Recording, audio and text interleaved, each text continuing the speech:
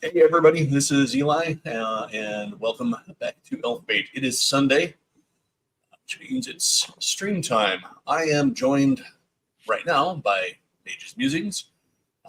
A wild bear may appear. He's probably getting coffee or something. He's currently down under with Seraphis. Is he now? All right. Well then, so if I sound a little groggy, it's because I've literally been up for maybe an hour. There are reasons for that.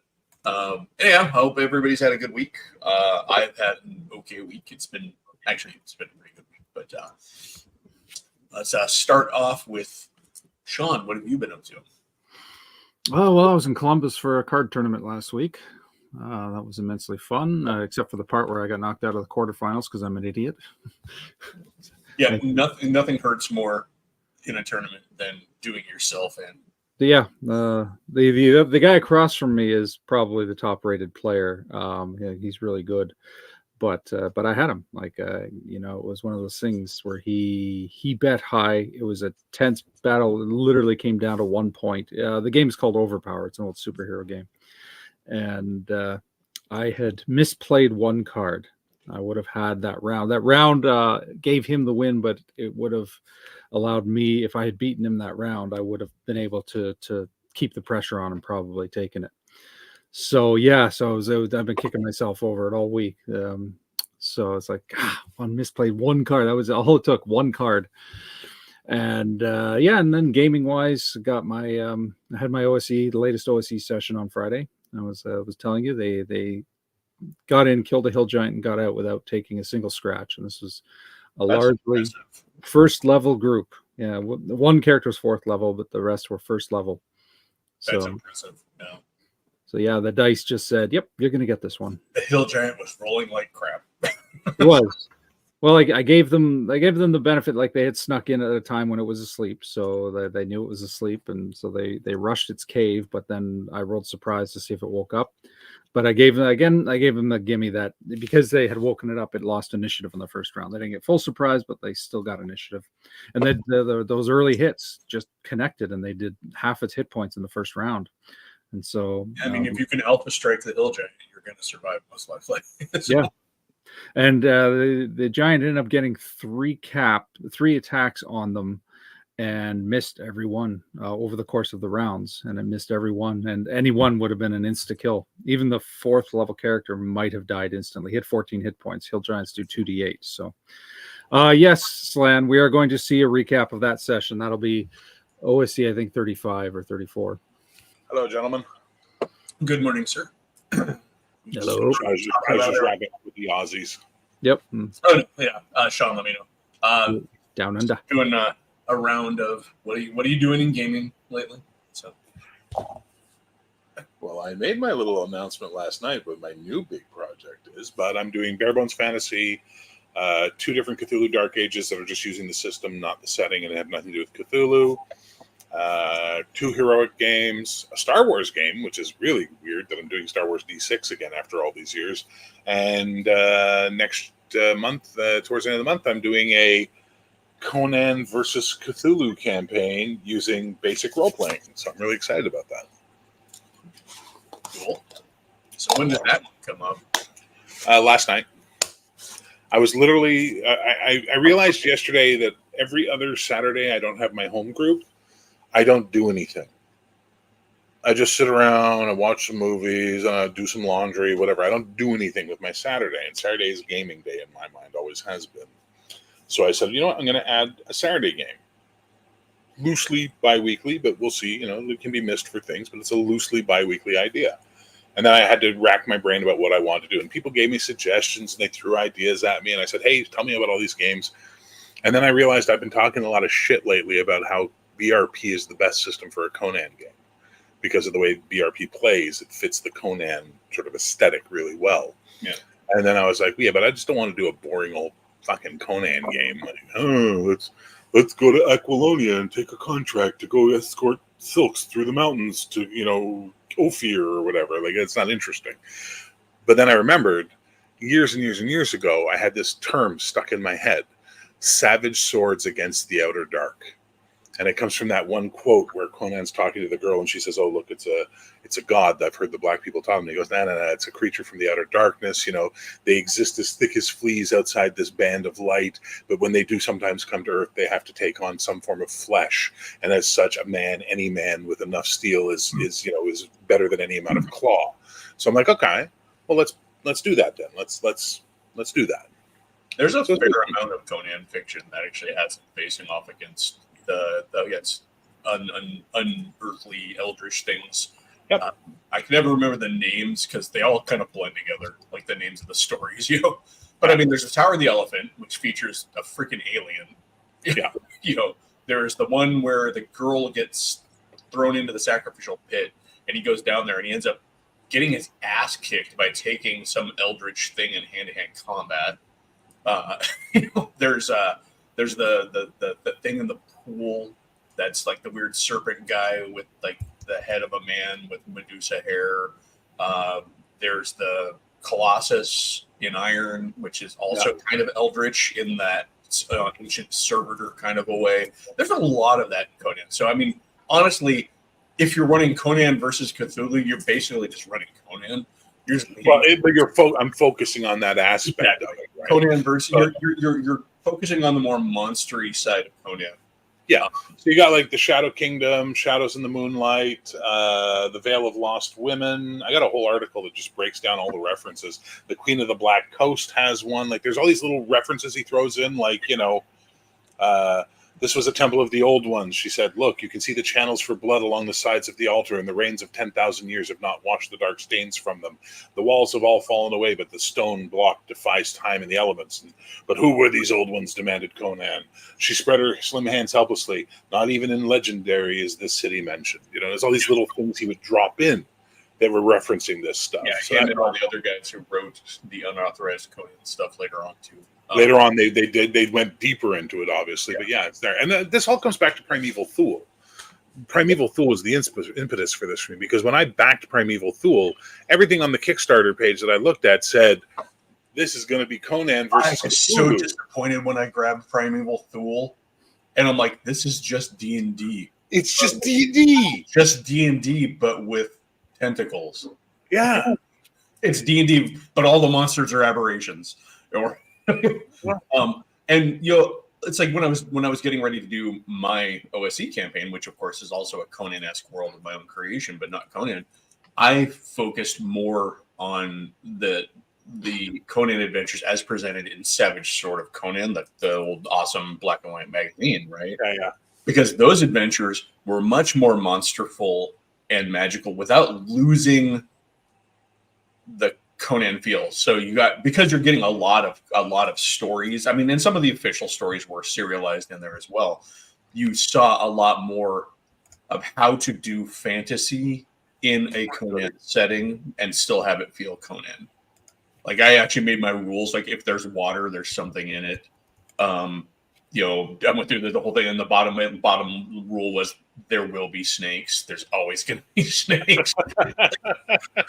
And it's ridiculous just how often, like every time somebody gets in the water, the next panelist, tentacles or fish or eels or something swimming up from the bottom again. Sometimes just the seaweed. There's an entire story in one of the comics where this nobleman's moat is filled with this seaweed kind of monster, this plant monster that his daughter had brought home from the desert, where it was just a withering little shrub, and it got home and it didn't thrive, but she wanted it. He was this sultan guy, and his daughter wanted it, and then she spilled some of her blood on it, and it grew, and then it got out of control, killed. Leave me see more.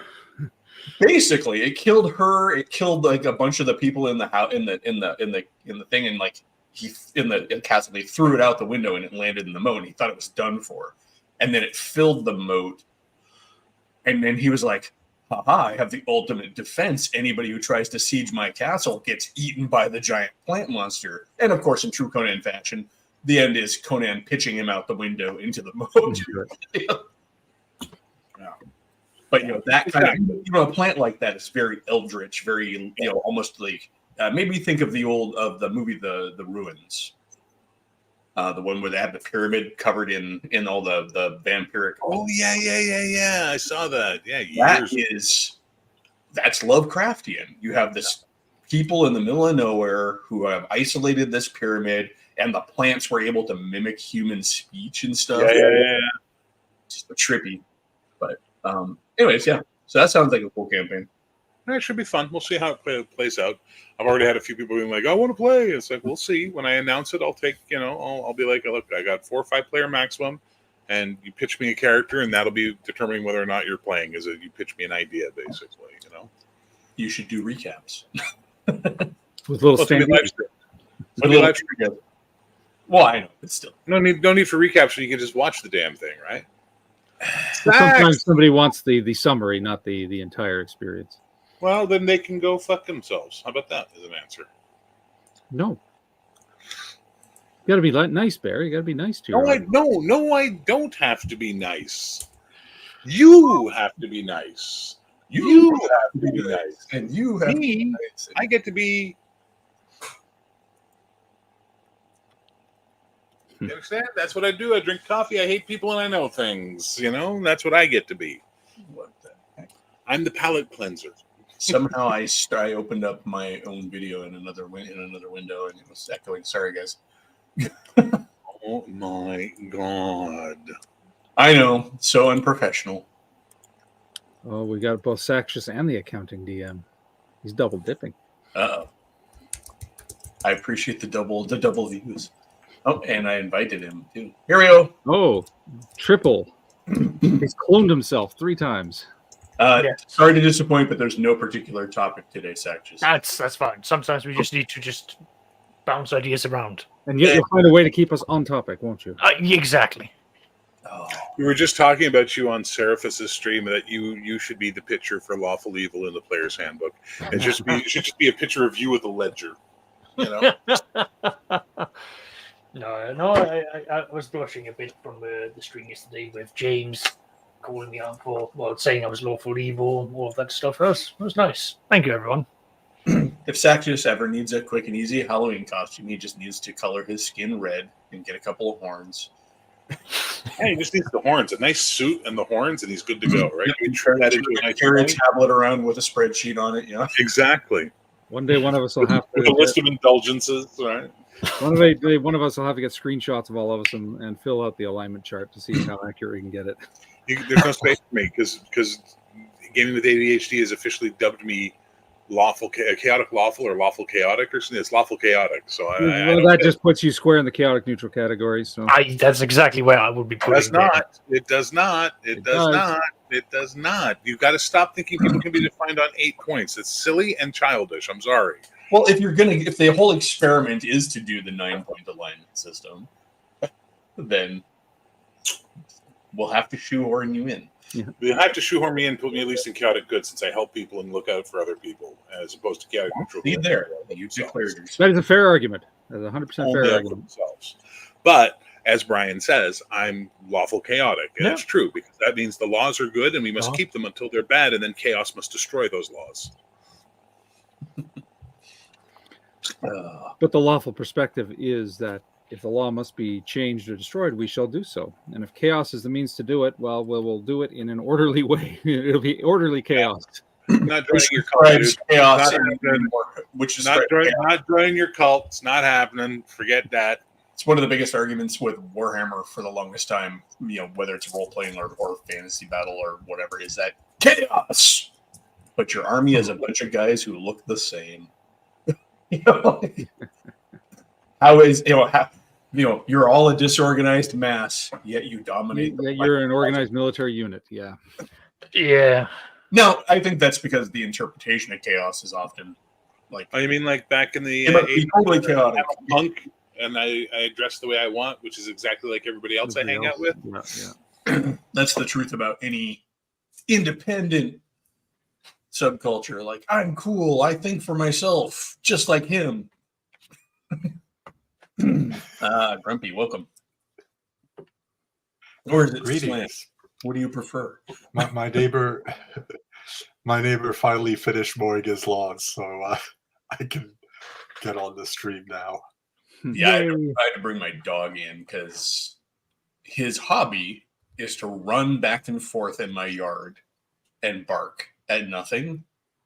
He is just like, I gotta be free. You let him out the door and he just starts doing laps. There's actually a rut in my grass where you can see where he runs around. It's not like worn all the way through.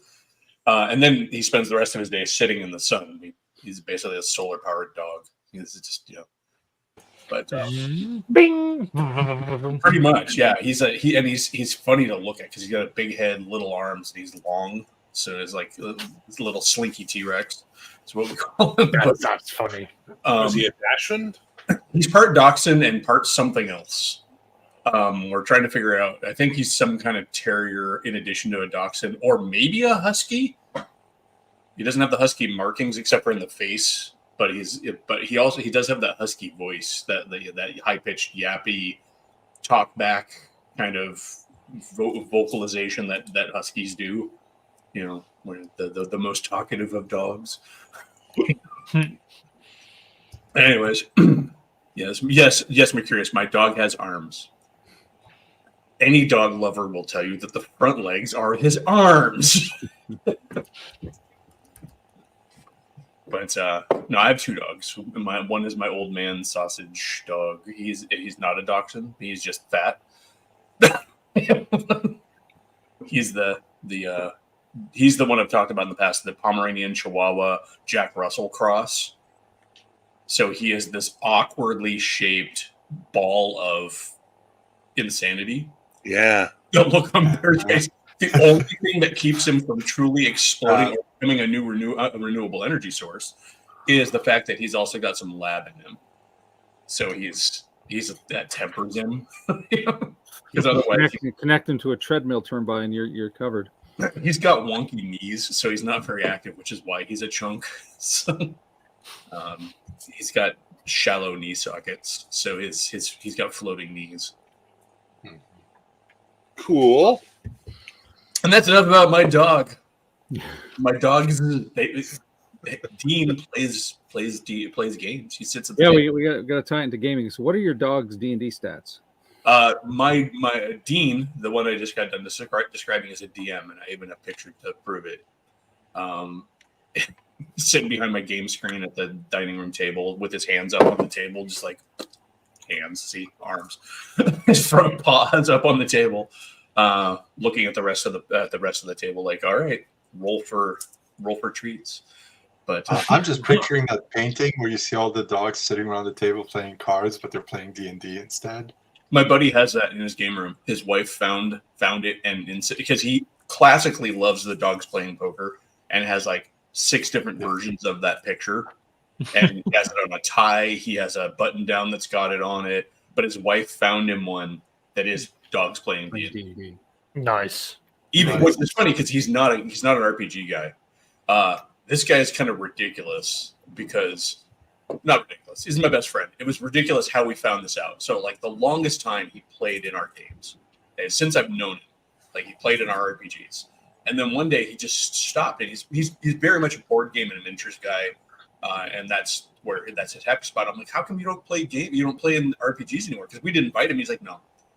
And he's like, it's never been my thing. I'm like, dude, you've literally played with us for decades.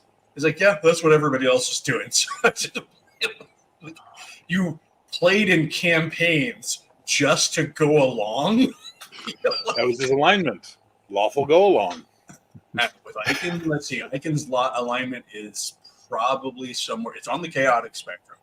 I wouldn't say he's necessarily evil because he does too much good, but yeah, he's the guy who I mentioned in the past. We seriously priced and looked into acquiring Bigfoot costumes to wear in the woods when we took the families to family camp, but decided not to because we didn't want to get shot by the locals. That's a good motivation. What? I said that's a good motivation. Exactly. Pretty fair. Not to mention it's hard to run from bears in a Bigfoot costume. Really is. Well, every time we go out to that campground, there's always the ranger coming on. Hey, just to let you know, there's bears in the area. I'm like, awesome. We're prolific. It's the woods in Washington. Yes, there are bears, but usually it was like there's a mama bear out here with cubs. I'm like, oh, crap, because they're dangerous. Who is it that said I needed to make a dog-centric RPG? King Eric. That is called Pugmire. Pugmire. And it is actually a pretty solid game. It's a lightened up 5e. In other words, it's by lightened up I mean like less rules dense than 5e. But it's essentially the 5e system, and it is very cool. It's a good game. Never got to play it, but I've had it, kickstarted it. So yeah. As a fun alternative, you could just play Rifts and everybody be a dog boy. Is this guy really tall? My friend, my buddy that I was talking about, he's about as tall as I am. But perspective is always wonky in the woods, anyways. So, what are you comparing against? Nature, which comes in various sizes. Do you think your kids are going to stop and go, "No, that can't really be Bigfoot"? The perspective is all off. Well, clearly you can see from the way his arms relate to his hips, it's a man in a suit. Like, no. He's like, Harry Beast, fuck, run. Exactly. Especially at the time, I think the oldest among them would have been my friend's daughter, who would have been in her early teens, but everybody else was in grade school. So, so she was having the time of her life.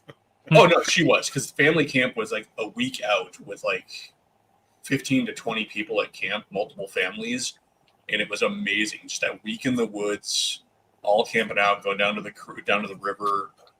One whole SUV was just rolled into the center of camp, full of food. The Side, the back of the truck, the tailgate. Goddamn words.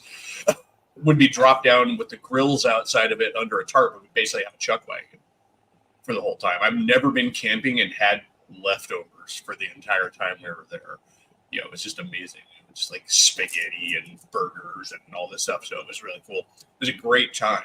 You sure this is camping? Yeah, we're still out in tents and everything, but it was not designed, it was not designed to be roughing it. It was just to get out of the city and spend a week by the river, hanging out. Then you'd go out to the local trailheads to go on hikes and stuff like that. So it's pretty cool. But it's funny bringing it back to gaming. Because of where I grew up, every time I picture the wilderness, it's always it's always the Pacific Northwest. Like that's so much informs my view of like what overland travel is like in games.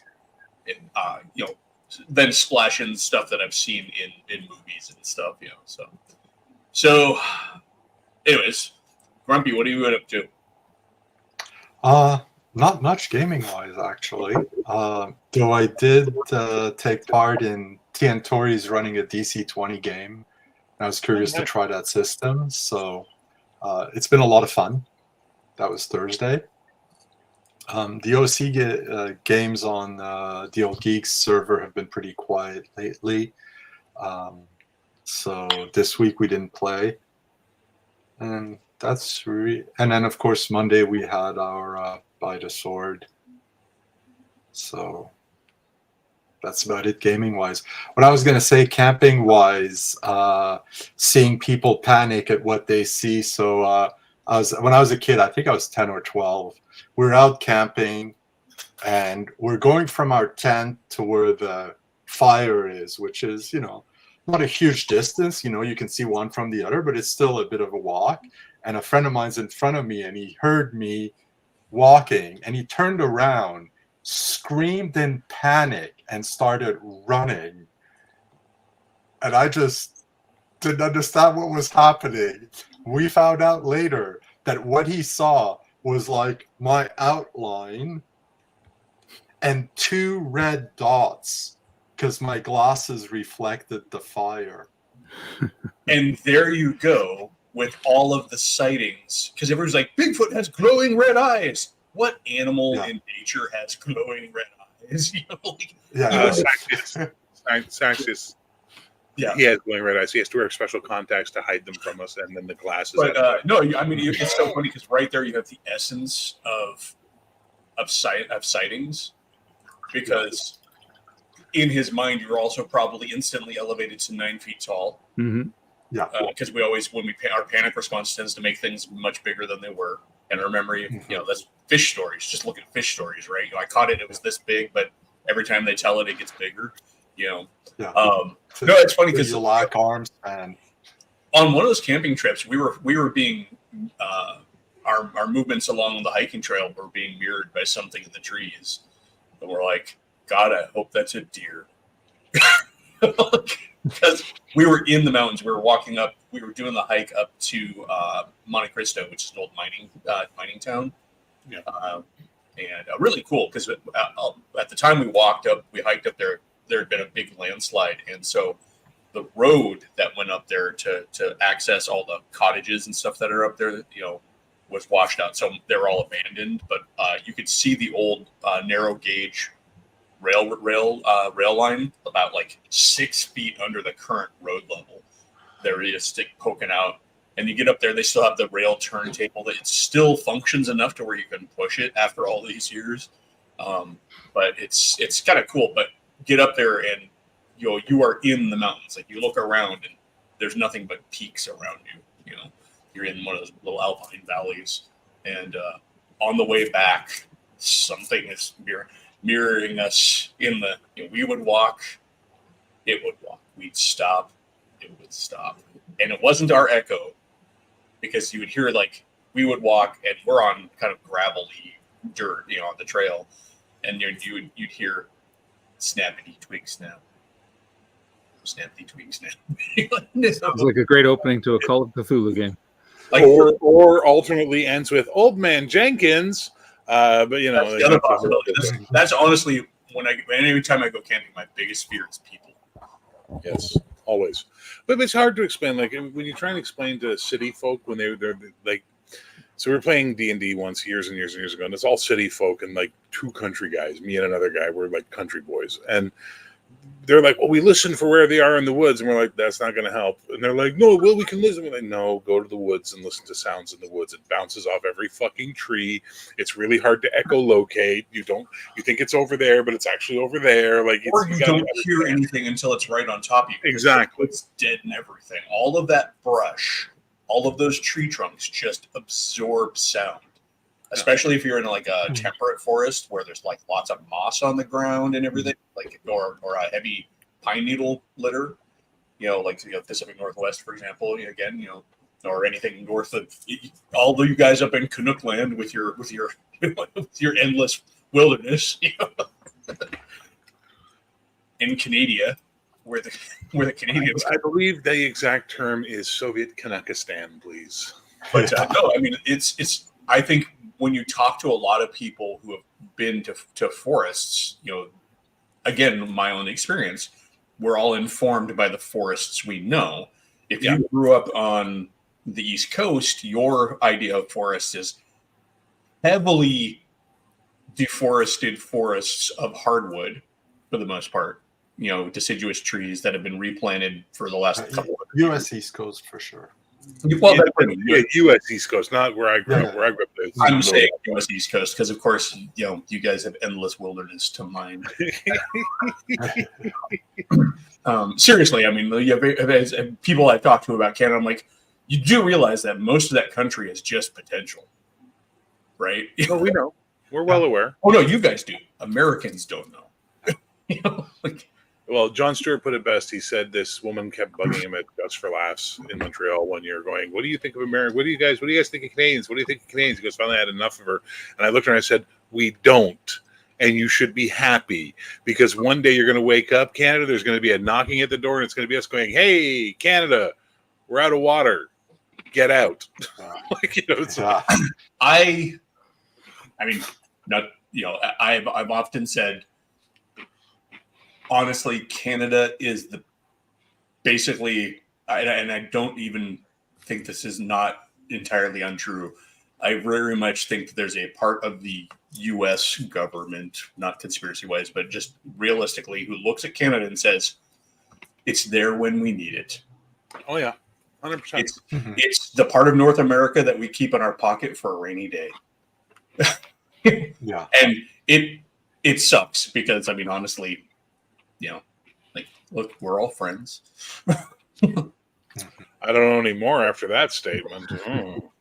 Remember, I'm the hippy dippy guy. I don't want Yeah, yeah. You could also be the psyop, so who knows? Well, that's also very possible. Because Lord knows I did it to my kids. And that's why there's therapy. So I had zero interest in D&D 2024. Zero interest until I saw the limited edition covers. They're beautiful. They're absolutely gorgeous. And I was like, oh. Yeah, wait for some prints to come out. But there's and that buy little those. tweak in the back of my brain going, those are really pretty. So screenshot them, make them your wallpaper. You don't have to buy the Shut product. Those covers will be available as prints, anyways. Yeah. So because every other Or piece of posters. cover art has been available. No, I know. It's really nice. Like they're really pretty. I wouldn't buy them, but like I said, there's that little itch in the back of the umblangada or whatever it's called, and it's just like going, hey, want. It's the Ooh Shiny. It's Absolutely. the that's why you have a shelf full of books behind you that you'll probably never use. I can honestly say I've played 80% of those books. 80%. Yeah, that's fair. I mean, I can say that about my shelf too, because I tend to sell off the shit I don't ever play. because 80% of my stuff is the stuff I constantly play. It's the bottom right corner of my shelves. Those are the systems I have yet to touch or don't want to touch. Everything else I've at least read.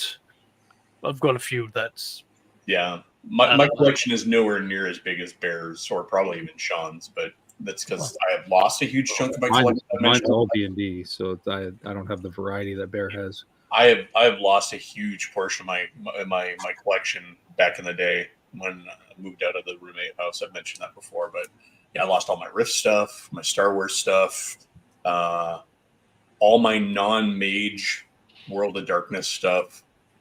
I don't know how the mage stuff made it with me, but maybe that's what I was playing at the time, or it happened to be the stack at hand when I did the quick gathering of stuff when I moved out. But yeah, like all that stuff never made it. And so I should have a lot more, but I don't. And I can't bring myself to buy it again because it's so expensive. I just on PDFs. There's a lot of stuff I wish I hadn't gotten rid of, but you're in your 20s, you think, I'm phasing out these games. I might as well sell it off. And then 2 years later, it's like, idiot.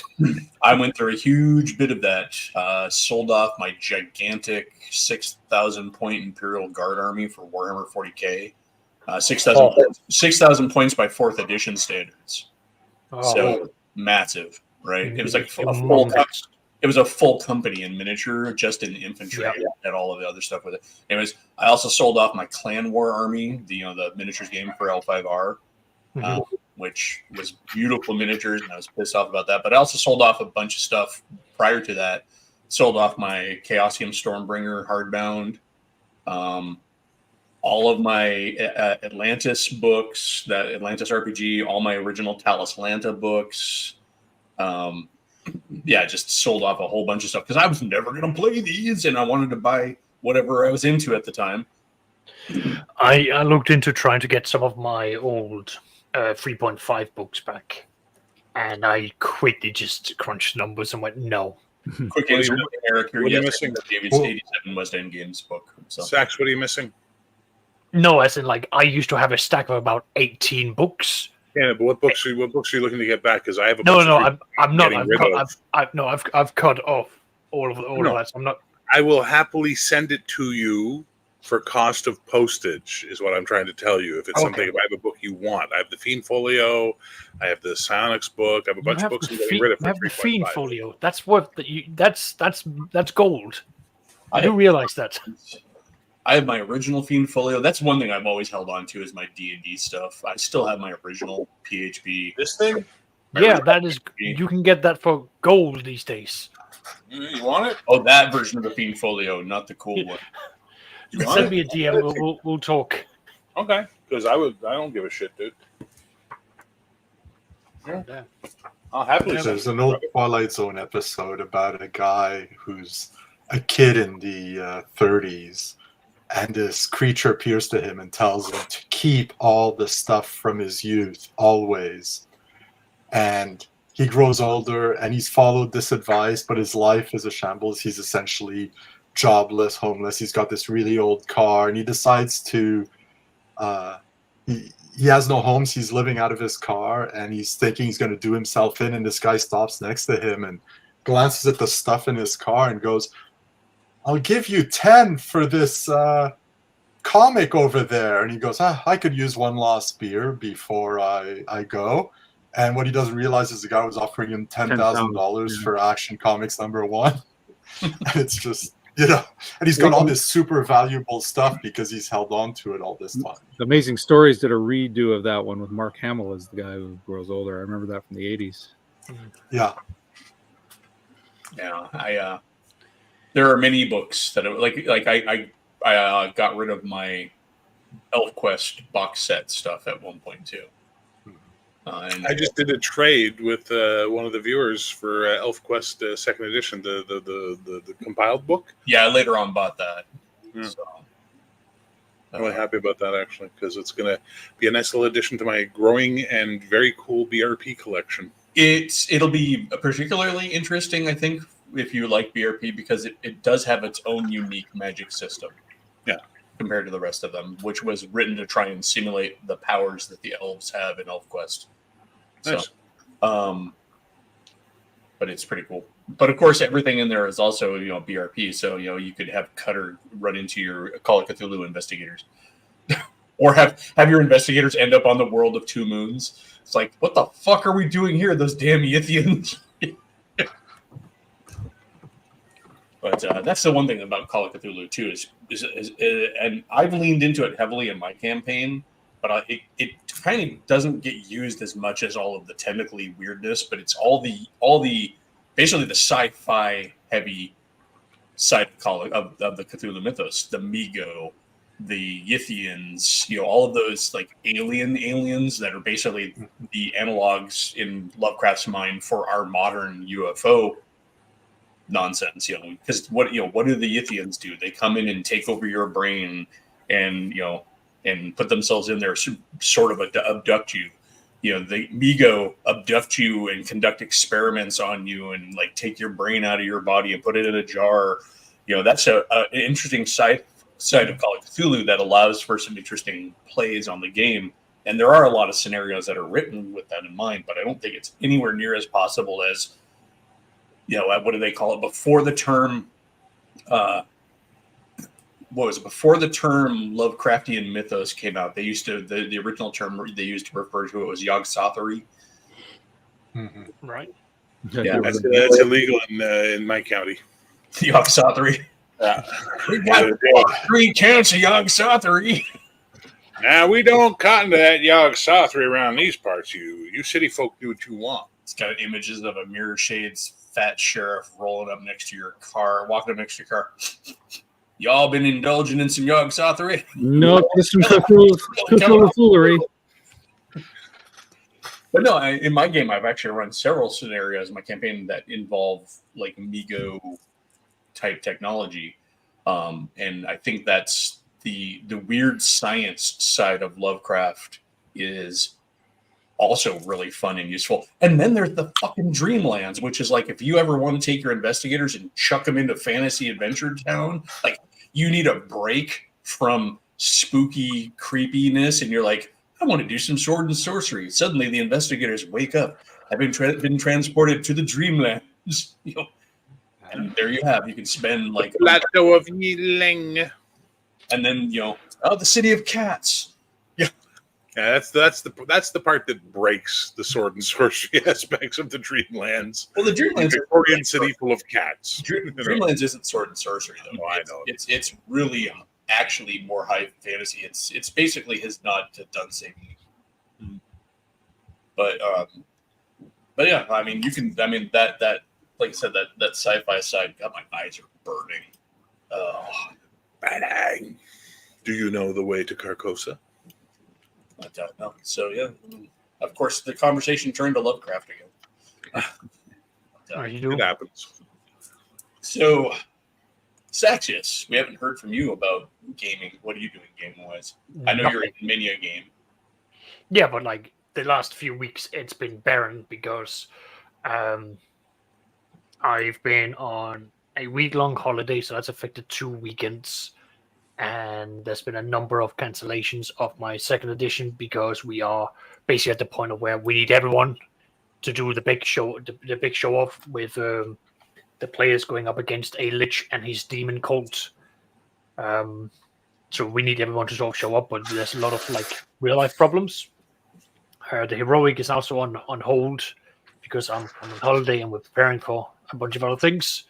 So yeah, so I've done nothing except for scheme for my players and their characters' demise.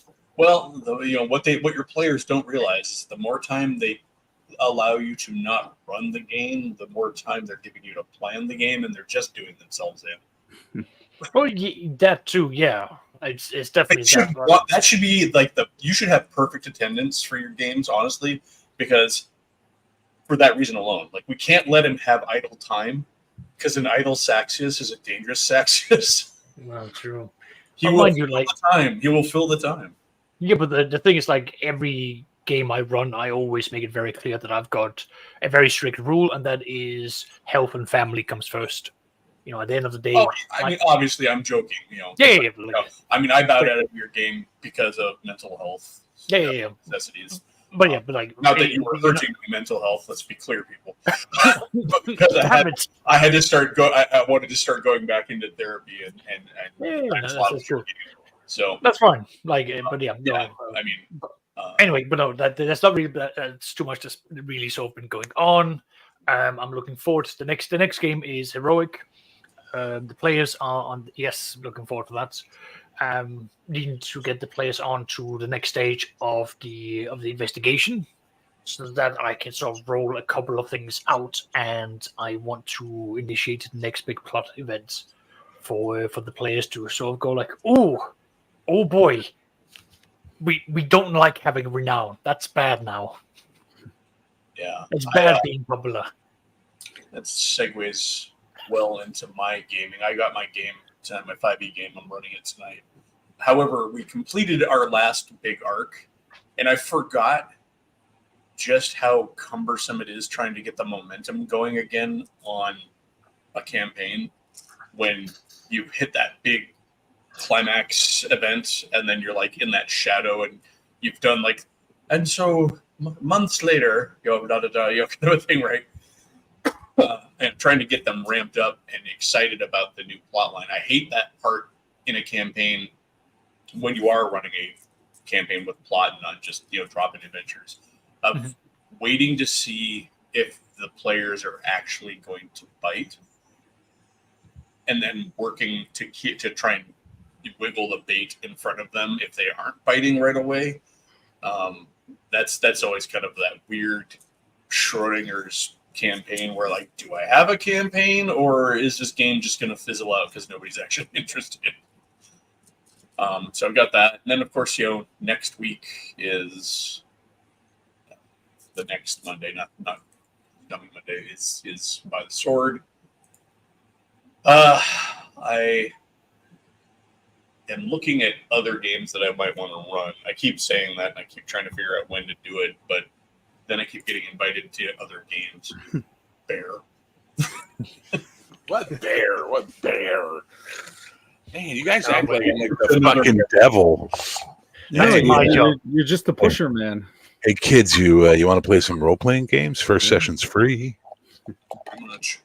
First session's is 0. No, it's funny though. I mean, so to switch again to slightly subtopic, like inspiration for games, right? I was mentioning a Bear when I was talking about we did some planning that I was going to the opera, technically going to see a musical at an opera house. Went and saw a production of Into the Woods. A friend's wife is in the cast. We got some good tickets and went with my wife is on a date, and then my brother and his friends were there. It's funny, my wife's like, it was a great date except for these gamers that were sitting next to us that wouldn't shut up until the lights went down. She's making fun of my brother and his friends. My wife is also a gamer, so there's no real shade. But I came out of that thing, I'm like, a fairy tale themed campaign set in an enchanted wood. No, it's never been done. Yeah, Well, I Dolan know. mode. Isn't that But Dolan mode? my brain is just like, all right, now I want to run this as a campaign, because I don't know if you're familiar with that particular musical genre or anything at all, but it's a mashup of all the classic fairy tales. I know of it. I've never seen it. Yeah, and then and it's kind of funny because the first half of it is like everything turns out okay, and the second half is like how everything went to shit from there. It's really nice. But no, but yeah, it's as a gamer, I think especially as a forever GM, you're always getting inspiration from everything. Like literally, like watching a news report, and you're like, twist that a little bit, and that's a Call of Cthulhu scenario. I just have this huge Heck, backlog. I've had of games ideas and from ideas. that on my way to work, from my way to work. Oh yeah, Yeah. it's I think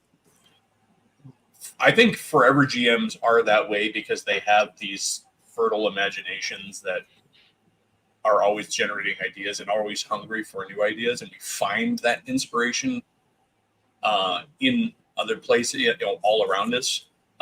Or you really just enjoy the act of running the game. If you're not a homebrew GM, it's probably more you love the act of running the game rather than playing the game. But for me, as a homebrewer, and almost exclusively a homebrew GM, I'm always just like flipping through a book. Oh, look, here's this one historical event, or on my YouTube feed, all these weird mystery channels and stuff that I like to watch. I'm like, that plus monster equals a Call of Cthulhu scenario. Yeah, Bear. I've literally taken pictures of oil slicks, potholes, and melting snow because they look like cool continental map shapes. Oh yeah.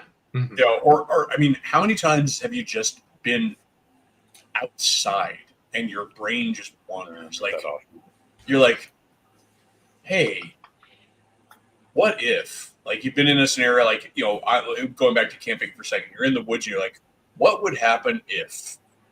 And of course, this is why I don't sleep well while I'm camping. But Bishop has a question. Without the use of magic, most monsters in the manual are unbeatable. Is that fair? I'm like, who says you have to fight every monster? Well, that's the thing too. I think it's one of the big misnomers of misconceptions about D&D. Much like Call of Cthulhu is all about death and insanity, which it's not. Mhm. D&D is not about just kicking down the door, fighting the monster, and taking its stuff. Sometimes it's about making noise outside the door, tricking the monsters into leaving the room, and then going and stealing their stuff, or just deciding we don't need their stuff. Let's go around this. Or you finally get the castle, and you're super excited to now play Lords and Accountants, and now it is all about the grand macroeconomics. Well, You're and getting into. sometimes the other parts of the game that often get ignored are the reaction stuff, and even in the oldest versions of D&D, the very basic social interaction rules with reaction rolls and stuff, which could be kick down the door, see the orcs there, talk to the orcs. The orcs realize they're outnumbered and caught flat-footed. They're willing to deal. Mhm. And so you're not fighting them.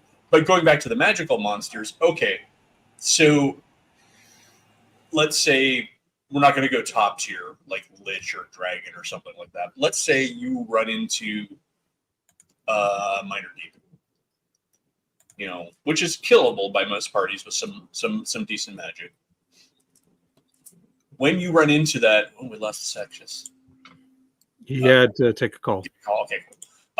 Let's say you run into that demon. Nothing says that you can't make a deal with the demon.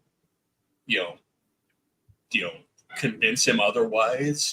In a lot of the harder to kill monsters, the more they requires magic monsters are also intelligent monsters. Not all of them, but a lot of them, which means that they have goals, motives, morale. Which in modern games, there of course is there's a skill system to back that up because you can always try to intimidate or bluff or whatever. But you could still do that in old versions. You just would have to describe how you're doing it, and then the GM can use the reaction rolls and stuff to see how it works. You're preaching to the choir, man. I'm not looking at you, Sean. I specifically know that this is how you do it. I'm looking at you, YouTube. But no, but Bishop, I think that the thing is that it's easy to get into that trap of you have to fight the things. Also, the perception of monster manuals, I think, is often weird too. There's this perception that because it's in the book, it's going to necessarily get used frequently or should be used frequently. There are monsters in the original monster manual that I have yet to use in D&D, and I've been playing since '79. Yeah, it's a guide in case you need it. It's not okay, every one of these monsters has to exist in the world for sure. Yeah, a lot of those really tough monsters are probably going to be the focus of an adventure or the big obstacle in an adventure. They might be the BBEG in modern parlance for a longer campaign. Well,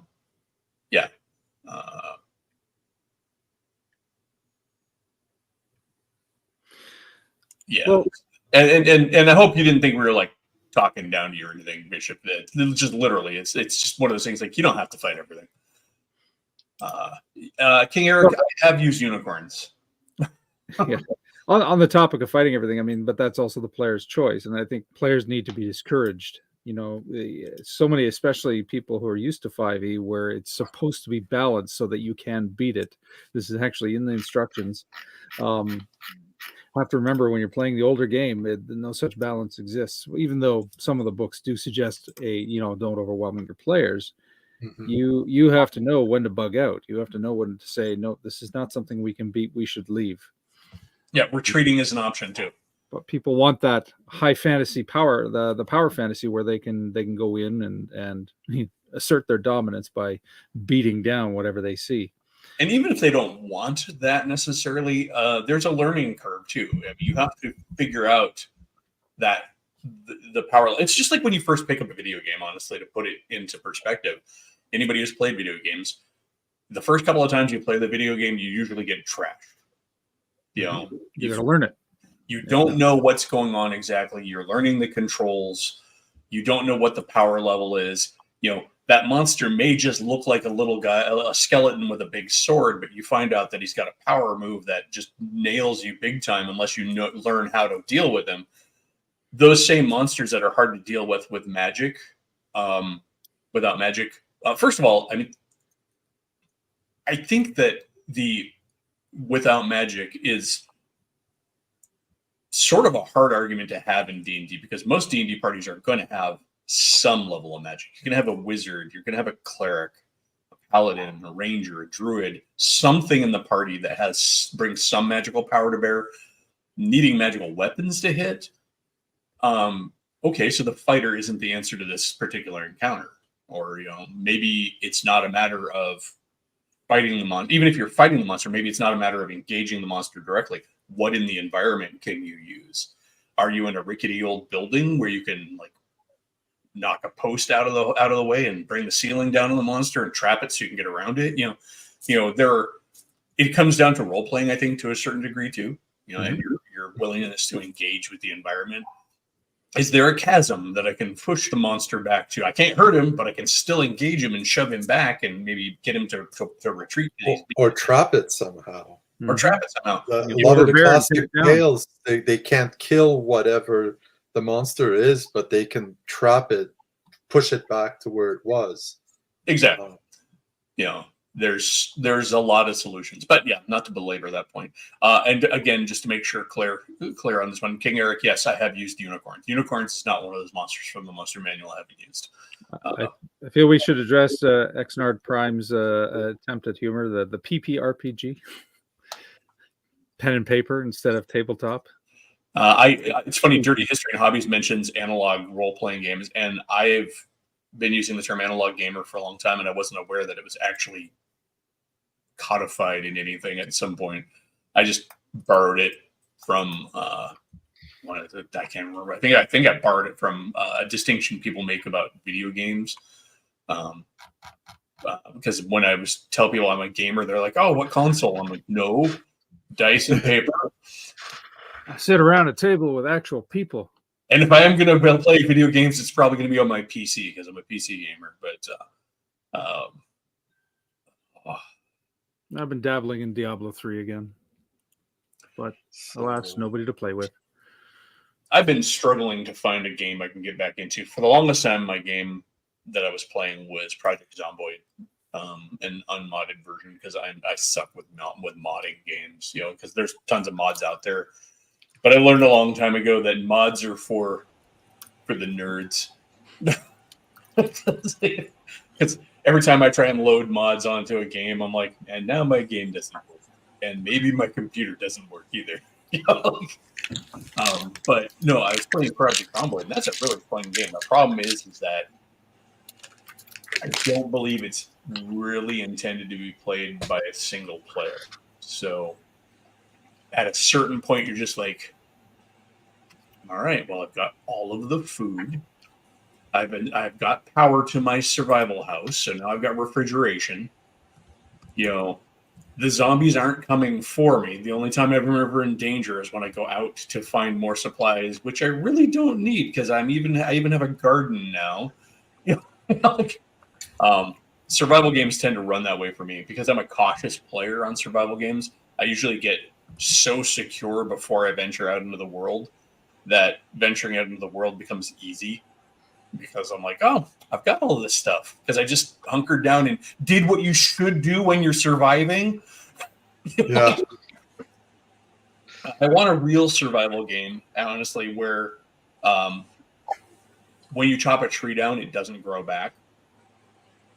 Where your resources are actually limited. Limited, yeah. Because or it grows back very slowly, so you have to do things like forestry management. I think one of the best ones I've seen recently was Green Hell, where you're surviving in the Amazon, first person. And the reason it was so good is it was graphically so high end that a lot of even the streamers were having trouble running it on their computers and had to actually get upgrades on their computers before they could run it because it rendered the lush environment of the Amazon really well to the point where you didn't see the rattlesnake or the scorpion or whatever that was in the underbrush until you're right on top of it. And it was really dangerous. Like if you slept on the ground, there was a chance of getting like a worm in your arm from some sort of bug that bit you, or some sort of tropical bullshit. Getting rashes and stuff in that game. Don't drink the water because then you get stomach parasites, or don't eat that raw flesh. You could and of course it's full of pumas and jaguars and stuff like that, like the Amazon should be, and plants that are poisonous. That was the closest I got. I could see that you get to, and it had natives that were actually out after you because you were in an area where there were hostile natives. That's the other problem with a lot of survival games is that the monsters, whatever that form that takes, whether it's just people or whatever, are not actively dangerous enough to really make it where there's really a threat if there is a monster in it. But anyways, that was segue from analog gamer to digital gamer. But the one, Grumpy, you sound like you play some video games now and again, right? Actually, I've never really played console games. I know a whole bunch of people because I live in Montreal. There's a whole bunch of people I've known who worked at Ubisoft and EA, and I'm sure you know exactly what I mean, Bear. And I remember about 25 years ago, it'd be like, oh yeah, do you know what's up with so-and-so? Oh, they started working at Ubisoft. Oh, so that's why no one ever sees them anymore because they're always at work. Working 70 hours. I lost touch with so many people because of that company. It's insane. I used to date a girl who worked in testing for that stuff. So we just hang out and play Sega games that were like no one had ever heard of because they were just in development. It was so much fun. It was like, this is cool. So there's been an interesting development I've been seeing in computer games, which I find amusing. So most of the games I play are very much indie games because the big games just don't appeal to me. But for the longest time, and still was this type of video game that was basically the job simulator game, like Power Washer Simulator or Farm Simulator. Yeah. Well, what's hilarious is they've started to cross those over with horror gaming, and it's amazing. There's one where you inherited a house and you have to fix it up, and then as you're fixing it up, you find out you have to go through all the normal play that you would in like a house flipper game, right? But as you do, you start to realize that the house is haunted, Ooh, and you have to nice. deal with that. There was another. What was the other one I saw recently? Oh, there's a Japanese bathhouse game. So it's like a job simulator, right? You work in the front counter at a Japanese bathhouse, right? You have to hand out the sundries, and clean the baths and everything, and then ghosts. And it's done so well that half the time you can't tell if the patron that you're talking to is a ghost or if they're actually a patron, because the lighting is so weird that sometimes is that ashy looking pregnant woman actually here? Is that creepy eyed old lady in the curlers real, or is she a ghost? But I just this idea of crossing over the job simulator with the haunting or the horror game, I think is a great mashup. Call of Cthulhu Mundane Employment Edition. Well, I think Yeah. it's really it's an interesting way to build up the horror in a game when you're King Eric found something funny. King Eric, there is actually a case where you go to take a bath after work and a rubber duck gets thrown into your tub, and then you hear a little displaced voice going, "Simime-san," because all the dialogue's in Japanese with the subtitles. And so you throw the duck back, right, to the next bath over, and then it gets thrown back. But every time it comes back to you, it's got more long, stringy black hair hanging off of it. And you're taking your bath alone in this bathhouse after hours, and you're running into the long-haired ghost of popular Japanese horror. So But my it's friend still- just sent me this, Sean. It made me laugh. That's what I was laughing at. It says, the other night I was invited out for a night with the girls. I told my husband I'd be home by midnight. I promise. As time went by, the hours flew. The margaritas disappeared far too quickly. And around 3 a.m., a bit loaded, I headed for home. Just as I got in the door, the cuckoo clock in the hallway started up and cuckooed 3 times. Quickly realizing my husband would wake up, I cuckooed another 9 times. I was really proud of myself for coming up with such a quick-witted solution in order to escape a possible conflict with him. Even totally smashed, 3 cuckoos plus 9 cuckoos equals 12 cuckoos equals midnight. The next morning, my husband asked me what time I got in. I told him midnight. He didn't seem pissed off in the least. Phew, I got away with that one. And then he said, "We need a new cuckoo clock." I asked him why. He said, "Well, last night our cuckoo cuckooed 3 times, then said, 'Oh shit,' cuckooed 4 more times, cleared its throat, cuckooed another 3 times, giggled, cuckooed twice more, then tripped over the coffee table and farted." But you know what? Right there, that's the essence of a good marriage. Oh my god, this Yeah. is a description. They tripped over the coffee table and farted. Jesus Christ. I've heard that one before. I've actually seen that one before. It's good. Oh, sorry. That's too funny. Oh my god. Anyway, back to life. But no, it's So great, Garby. what I was going to say about games, so the games that interest me are so few and far between that I never wanted to spend the money on a console to play this one game. And I tend to lose interest very quickly in the more standard games, like the first-person shooters or the, things like,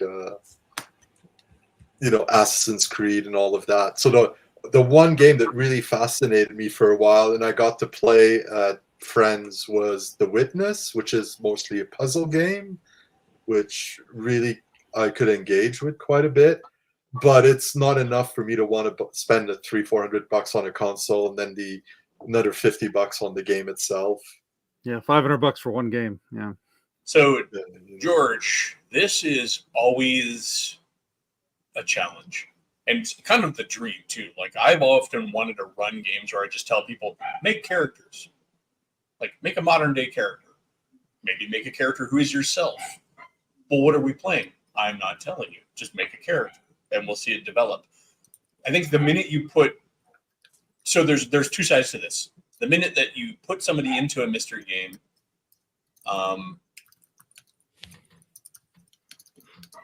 they're going to, well, let me back up on that.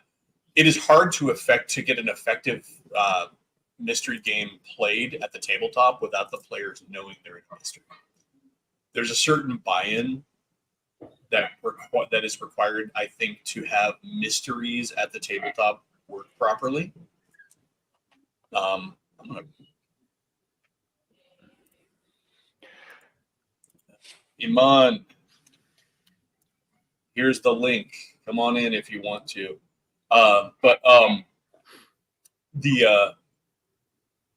It's hard to play a mystery campaign or a mystery adventure without the players actually knowing they're in a mystery. You'll have a lot of tendencies for folks to play realistically and avoid the mystery if they don't know that they're supposed to solve it. So that's kind of a tricky one to get people to play in a mystery type game without telling the players of the genre. So it's that's kind of a hard sell. I think some genres lend themselves to the mystery, like non-mystery genres. I mean, so I think if you play a Gamma World game, it's easy enough to toss in mysteries for the players that they're going to want to solve without telling them this is a mystery, because the entire game is about figuring out the wonders of the ancients. So you can just toss some extra stuff. That's an excellent point. But I think also at the top of that, though, if they're playing Gamma World, they know that exploration and figuring out the world is part of the game. So there is that acceptance. I mean, I guess, it's hard to figure out a scenario where that could even come up. Like in D&D, of course, is one of the biggest ones because everybody, the tendency, like we were talking about earlier, is to try and kick the door down and kill the monster. But D&D can run a mystery really well. I've done it. And you just have to lean into it, have it presented. I think that scenario works best when you're inserting a mystery into an existing campaign that may not necessarily be a mystery. Like if people we're going to play Call of Cthulhu. Well, it's a mystery. Yeah. Everything's a mystery. But then in Call of Cthulhu, you're also playing investigators, so your character type will usually lean into the genre. Whereas, if you're playing D&D and you throw a mystery in, then you've got that added layer of the characters who are just normally adventurers. Now they're trying to solve a mystery. It's just sort of a little bit out of left field and catch them off guard, which can actually be a lot of fun. It's like, oh, wow, I thought I was going to a dungeon today. I didn't think I was trying to solve a murder. Right? Yeah. And my home table, if I pull a mystery on them, they will revolt and fucking leave the table. They hate investigative games. They can't stand them. Like, it's like, okay. They're into heavy role playing. They're into battle. They're into story. They're into all that shit. Throw a mystery at them, they're out. I'm pretty lucky in that regard. My game group can shift pretty quickly and does like a mystery.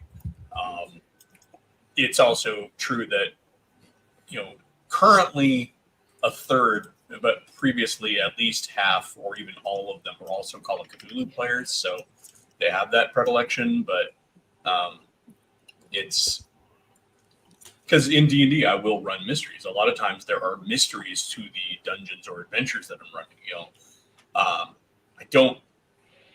I don't believe in the strict.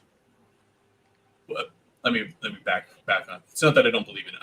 I don't enjoy typically running the straight dungeon crawl. For me, it's just not something I do. I've always, story gaming is a modern thing. Then why was I doing it in 1980? Yeah. But that said, I think that the big kicker there is without telling them the genre. And I think the other problem is that genres have an expectation. And so you run the risk of, like in Bear's case, having a table revolt. If the players think they're playing one thing and you present to them another thing. But even then, though, like you can still have situations where where something just evolves into a mystery. Mhm. Someone has been killed, and they're trying to then say like, okay, well, we're gonna look into this. Who's done it. They can say we're gonna get invested into this, or if they want to just go, nope, we don't want to deal with this. All right, move along. Well, and to be fair, there are some D&D adventures that do hinge around a mystery. Something's been disrupting trade. What is it? My point is like the world doesn't stop for you, and if you want to do something like disrupting trades, there could have been a murder of a guild member that's now caused a deal to go into a blockage, and that's affecting the city, and that's having a wider impact. The players can choose to opt into that, because the effect towards them is that prices are now going up by first 20%, then it's 25%, now it's going to be 40%. And now there is an incentive for them to do that's this. How the fuck do you do that, Sax? How do you do that? You How take do I a do- fucking mystery thingy and then turn it into economics. Yeah, Because that's a what- fair Don't describe everything. campaign element. Mhm. No, my point is like the players are going to be affected by it. Why? Because the world keeps on revolving. Now I do these things because this is how I will then mathematically see how the impact is going to be affecting to the players. So that when they go, I want to go and buy a sword, that's great. All right, the sword is 15 gold multiplied by X amount. Here's how much your cost. It's like, why am I being overcharged? Like, because the supply is running out. No one's been able to solve this thing, and it's going to go on until the dice until my resolutions have told me when it's going to be resolved, and my calendar tells me the stars have aligned, and then there you go. Then you just leave the rest of the world to look into it, and they'll do it at their own leisure, whether they're competent or not. Yeah. So I think that is a separate discussion though from like trying to get a mystery into a game without spilling genre. You're talking about about persistent world and verisimilitude and stuff like that. That's a different angle, and you're not incorrect, but I'm missing the points. you're making a very good point on a different topic. Let's put it that way. Yeah. 'Cause I it's good stuck to my advice. lane. We have a topic. We don't have a topic. There was a topic there for a moment. It's kind of like snipe hunting, right? It's But or more like whack-a-mole. there you go. Yeah, exactly. It's the whack-a-mole of topics. But It's the you- problem you- with my stream. I was you talking to even Sean. have- I was talking to Sean before the stream. Like, I'm having a real hard time coming up with actual topics lately because, for the most part, I don't have a strong opinion on much of anything in gaming, except for Vampire the Masquerade as LARPers, as Bear learned.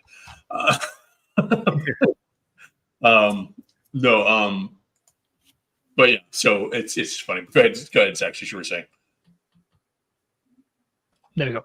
No, but like you can even have the other setups with what's it called, where the players will just find something unknown, and it's going to be a case like, okay, why is this village deserted? Why have we arrived at a derelict? Where is there a derelict spaceship out there? And it's going to become a mystery and an investigation at that point. If you want to know the deeper layers of it, you can still present these things, and the players can still then choose how deep do they want to go into it. If they want to find out why a derelict ship is out there in the middle of nowhere, you can have a little bit of alien set up there with a monsters around there. There's paranormal activities, or there might be scientific events taking place that is not entirely understood by the current civilization. Which And is then- somehow affecting yield prices on grain, which is the primary clue your players missed, was not understanding that why is this village suddenly producing so much grain? It's clearly the engines from the spaceship. On a side topic, I have actually argued against other players because they were going like, why are we sitting at the docks for 6 hours? And I went, have you never seen how much work that goes into like when a ship arrives at our modern day ports? It is insane. Anyways, Yeah. staying somewhat on topic in terms of like how the mystery can be presented, you can still present it in that way. The players can go, you know what, we don't want to, and they keep on moving. That's fine. But if they are interested, if they like to poke the world, take notes and get involved, immersed even, they want to, siphon in that story and get high on it. This is what they're meant to do. But this is where the players, their job is to push themselves into that world. If they sit there, mouth open, go, feed me and entertain me. Yeah. You are in the wrong game. I will torture you if you are, if you don't do something, if you don't contribute to this world, you will be put out on the rack, spin like the what's it called, the wheel of fortune, while someone stands with a metal bar and just go donk, donk. Why? I was wondering how long it would take for you to show your evil side. I think the hardest part with that comment, honestly, is the without knowing the genre part, because I think inevitably certain genres carry with them certain possibilities. If you're playing generic sci-fi, immediately people are going to think of whoosh whoosh pew pew, but they're also going to think that potentially there's Alien, there's Predator. Predator has elements of mystery to it, even though it's an action flick, because it starts out at the beginning like, what are we dealing with? What wiped out all the gorillas that we're here to take out, but they've already been taken out by something? There's a mystery there. So certain genres, just like Grumpy was mentioning before, like Gamma World, it's baked into the setting, and so it's very rare that you're going to have a case where the genre is not going to telegraph at least the possibility of a mystery. My dream, as I mentioned before, has always been to have people make characters and then have some event start in the game in the game world. They don't know what it is. The other thing is, I think we often think of mystery as like there's been a murder, we have to find out who did it. But mysteries can be many, many other things. You mentioned sci-fi. A lot of sci-fi is about the mystery is some scientific discovery that somebody discovered, and now he's dead or gone, and we have to try to recreate it, their discovery. So that's a mystery to solve. Or the mystery of the unknown. Yeah, and D&D, you often have the GM will often toss clues as to the whereabouts of a dungeon or as to who is behind the group of bandits that's been coordinating all these attacks around it. That's also a mystery, even though it's not really a murder mystery, which is what we classically think of as the genre of mysteries. Well, whenever there's an unknown variable, you've always got a mystery. You've always got something to investigate. Exactly. So you can always toss clues at the players, and if they pick up on it, great. And if they don't, then somebody else can come along and solve it in their stead, and they get the treasure that would derive from that. Or nobody solves it, and that's also fine. There's tons of unsolved mysteries in the world today, and that's okay. Yeah, it's a good question, but it's kind of one that's different. It's hard to that without knowing the genre part is the tricky part of that.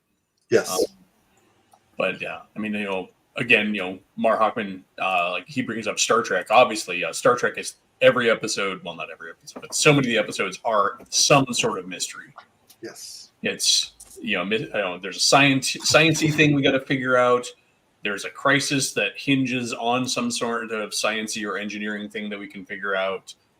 Or a lot of times it's social mysteries too. That's the thing. The mystery isn't about necessarily, it's not always a whodunit. It's a how do we do it sometimes, it's like. And sometimes it's shoot the Gorn with a cannon you made out of sulfur and diamonds. Like people read way too much into Star Trek stories and try and give them this profound level at all times. But there's plenty of wallowing down in the mud and profound stories until you get to Next Generation, and then it's all. Well, true.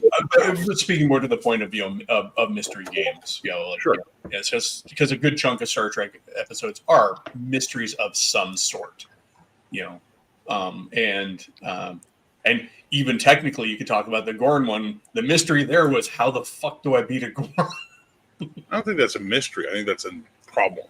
I know, big slight difference, right?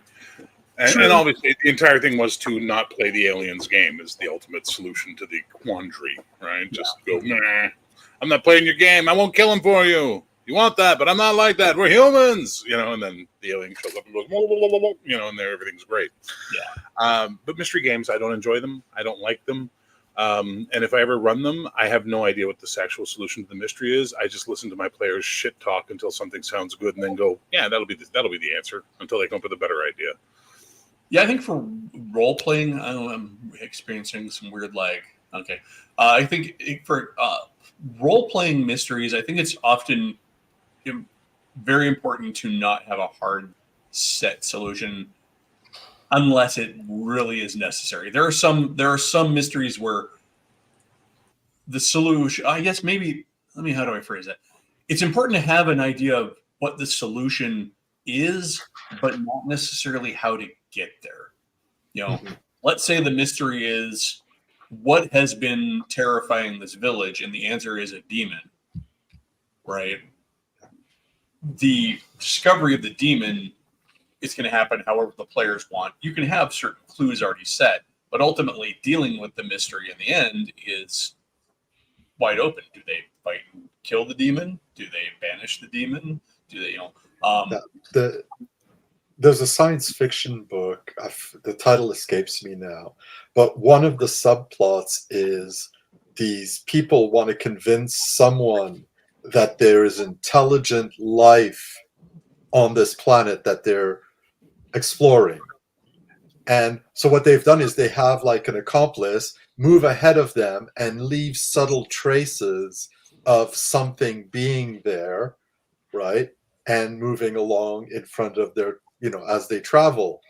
And the person they're trying to convince of this doesn't seem to be picking up on any clues until after like a week or two, they finally pipe up, and what they've actually spotted are the signs that the person ahead was leaving behind of their own passage, but not the clues they were leaving. There you go.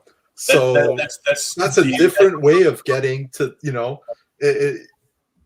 That's also RPGs in a nutshell. Like the GM's like, I'm putting all this stuff out there, and the players are picking up on everything. But I think also if you're going to run a mystery too, it's very important to view. This is where having being a DM or GM who likes verisimilitude in his worlds is to accept that while you may have an idea of what clues the players can find, be accepting to the alternatives that they come up with, as long as they make sense for the mystery. Go ahead, Sections. Well, I was going to say, prepare 100%, except that 10% of what you create will be discovered, and be flexible. So yeah, bullet points is your friend. Point A, point B, blah, blah, blah. But then as long as the players can connect the dots, however they do it, as long as they get to the next one, as long as they get over that heap, great. Are you talking about campaigns or one-shots when you say that, though? I normally apply that for campaigns. With one-shots, I've had situations where I've put down the screen and gone, guys, stop dicking around. Get moving. I've said the same name 3 times now. You are still asking questions to this person. He's given you 3 hints. Move. I also think that with one shots, because of the nature of one shot, it is important not to make your mystery as opaque as you would in a campaign where they have infinite amount of time to figure it out. I literally had a campaign where it was not a campaign, a one shot of Call of Cthulhu where I said the same name for 3 different interviews, and the players were still like, "This is got to be a red herring." It's like, at that point, I went, "No, guys, stop overthinking this. It's a one shot. I've got an hour and a half left of you guys to get things done. Move it." And they were going like, "Oh, sorry. We gather our stuff, we move." I was like, "Yes, thank you." So real quick, Saxious, we've only got about maybe 10 minutes before we're going to call it in. But also, you bring up a good point there too on red herrings. Do not insert red herrings into your mysteries. The players will red herring themselves. Oh my god, yeah. If you insert red herrings, you are absolutely going to derail your game for no good reason, because the players are going to, like Saksha said, same name mentioned 3 times in 3 different interviews should be a clue, but the players are going to go red herring. Fair. If you ever want to know how conspiracy theories form, just present your players with a mystery and listen to them talk. And watch how they will connect shit that is never meant to be connected, but they'll find connections. They're amazing at it. I keep the clip of the question from Justice League where he's going on about, the sale of Girl Scouts cookies and the Loch Ness Monster is all connected. Why? Because this is the level of leaps players will go to. The beggar in the last town had a beard, and the king in the next city has a beard. It must be connected somehow. The GM used the same voice accidentally for 2 NPCs. They must be the same guy. I have heard that one before. Real Sadly. quick, Bishop, I want to address Bishop's comment, and then we're going to have to kind of call it in. But do you have the tools to solve? Do we have the tool? Do we have to find the tools to solve? Do you encapsulate the mystery? I think a good mystery scenario should have the tools at hand for the players to. You should never make a mystery where the players have to work too hard for the clues. You And want it's to mix them important both. to remember that at the table, players do not have the same perception of the world around them and the same freedom to interact with the world around them that they would in real life. So, And resist the urge to make the bad guy smarter than the players. Resist that urge. and definitely avoid doing cheesy GM tricks where you're like, oh, they figured it out too quick. Oh, well, yes, but you I were love that. wrong. I love it. I love it when my players figure it out. I absolutely love it. I've had a player who has been able to figure things out in a way that allowed them to bypass 3 months worth of campaigning. I love that. Please do more of that. Ask the right questions. Allow your Speaking of tools to solve a mystery, your mystery should never require a specific thing to solve. You can't say players must use this spell in order to get that information. There's no other way to get there. Or Yeah. players must use the, you should never force a given tool to solve the mystery. The If you're- only tool the players should use is their brains. Yeah, and that Of counts course, for that's another NPCs. problem entirely, I know. That counts for NPCs as well. If you're doing like a small town mystery, for example, you have written it that old Mrs. Wiggins she's got all the skinny on the history of the town, and the players don't go to Mrs. Wiggins, but they decide to go to a perfectly believable other source. We're going to go search the town records. Yeah. Okay. Or we're going to go talk to the retired sheriff in the town. He's not the sheriff anymore, but he was a sheriff at the time this happened. Yeah. Now, all of those are logical, but you may not have written them into your adventure. You probably should have at least had that consideration. Go, Bear. So it's really simple. So you go to the old sheriff and he goes, yeah, I recall around that time there was that Wilson boy causing trouble and kicking up dirt. You should really talk to Miss blah, blah, blah. She's like the unofficial town historian. She can give you better details than me. The You just- redirect is a good one. You give them the validation of their idea paying off a little bit, Mhm. and then make it a prize to go to the other place. But it is also okay, and this is not a quantum ogre, to accept that your players may have found a answer or a solution that you did not think of, as long as it makes perfect sense. We're not talking quantum No. plot points. What? No, Taking I notes, made a thank music you. playlist for her. But no, we're not talking quantum ogre. We're not talking quantum plot points. I don't believe in that. I don't believe in like moving the information intentionally. But if your players, like Saxius was saying, like if they figure it out in no time at all, let your players be proud of their abilities and give them the moment, because also that will jazz them for your game. Mhm. Yes, I thank recommend you. I'm always- taking notes. I recommend always having at least 3 solutions and then allow for the 4th, 5th, and so on. As well as a flow chart linked to spreadsheets that track everything on multiple randomizers. Oh, fair. Model of the I guy. have not talked that much about flowcharts, but I do use Just them. fucking with you, buddy. I just No, but it's true. Saxius in his back room building a physical model of the solar system for his campaign worlds. Oh my! I'm afraid I deleted it, but I should have shown you my Vampire the Masquerade flowchart for when I was running that. That was just something else of like the interconnections of the different clans, the heads, the everything. It was Here's great. what we should do. We should get Iman to make a character for a game.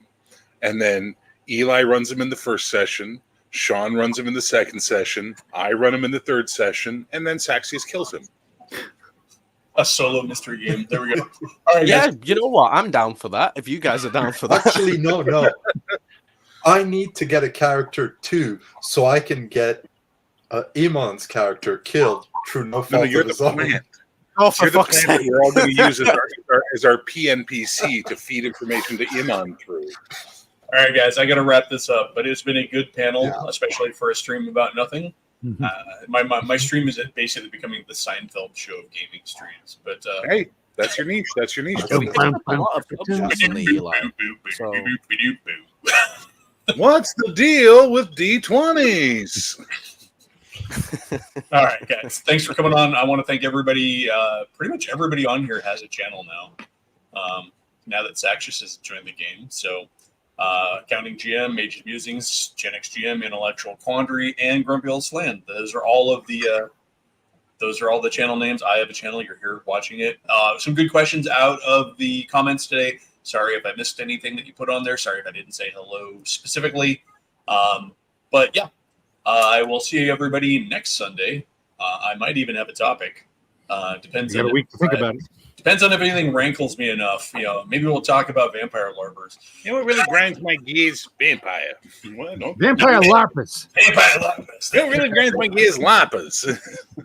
Oh yeah, I surprised Bear on that stream.